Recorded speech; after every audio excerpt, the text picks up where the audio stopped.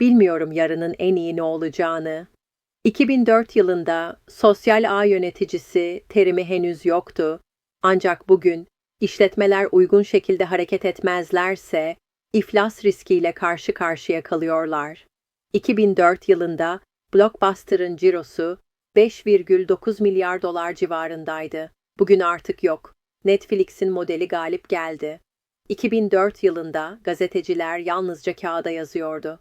Bugün çoklu ortamlar, podcastler ve haber bültenleri oluşturuyorlar. Ders sert ama basit, teknoloji izin gerektirmez.